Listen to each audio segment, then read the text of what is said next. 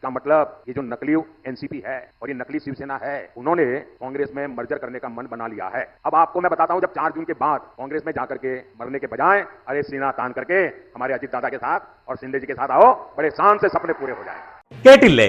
ഉദ്ധവ് താക്കറെയോടും ശരത് പവാറിനോടും പറയുകയാണ്, നെഞ്ചുയർത്തിപ്പിടിച്ച് ഷിൻഡയെ പോലെ അജിത് ദാദയെ പോലെ ഞങ്ങളുടെ കൂട്ടത്തിലേക്ക് വരൂ, നിങ്ങളുടെ എല്ലാ സ്വപ്നങ്ങളും പൂവണിയിക്കൂ.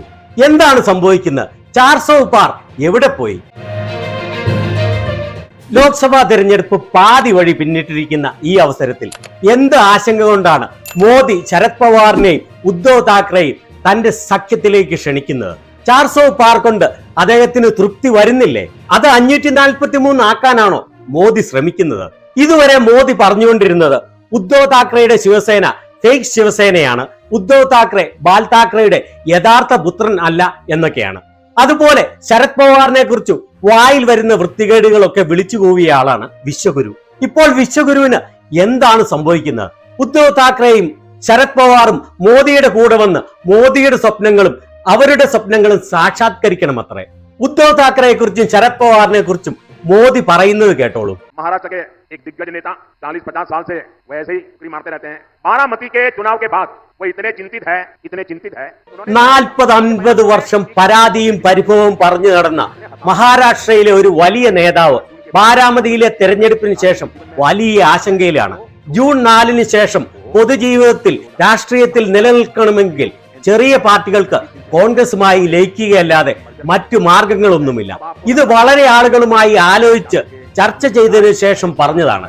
അതിന്റെ അർത്ഥം പവാറിന്റെ എൻസിപിയും ഉദ്ധവിന്റെ ശിവസേനയും യഥാർത്ഥ എൻസിപിയും ശിവസേനയും അല്ല, അവർ കോൺഗ്രസിൽ ലയിക്കാൻ തീരുമാനിച്ചു എന്നാണ് അത്ര. इसका मतलब ये जो नकली एनसीपी है और ये नकली शिवसेना है, उन्होंने कांग्रेस में मर्जर करने का मन बना लिया है। अब आपको मैं बताता हूं, जब 4 जून के बाद कांग्रेस में जाकर के मरने के बजाय अरे सीना तान करके हमारे अजित दादा के साथ और शिंदे जी के साथ आओ, बड़े शान से सपने पूरे हो जाए. ഇങ്ങനെയൊക്കെ പറഞ്ഞതിന് ശേഷം ഉദ്ധവിനും പവാറിനും തുറന്ന ഓഫർ കൊടുക്കുകയാണ്. ജൂൺ 4-ന് ശേഷം കോൺഗ്രസിന്റെ കൂടെ പോയി മൃതിയടയാതെ ഷിൻഡയെ പോലെ അജിത് ദാദയെ പോലെ ഞങ്ങളുടെ കൂട്ടത്തിലേക്ക് വന്ന് സ്വപ്നങ്ങൾ സാക്ഷാത്കരിക്കൂ എന്ന്. ആരുടെ സ്വപ്നമാണ് സാക്ഷാത്കരിക്കേണ്ടത്? എന്ത് സ്വപ്നമാണ് സാക്ഷാത്കരിക്കേണ്ടത്?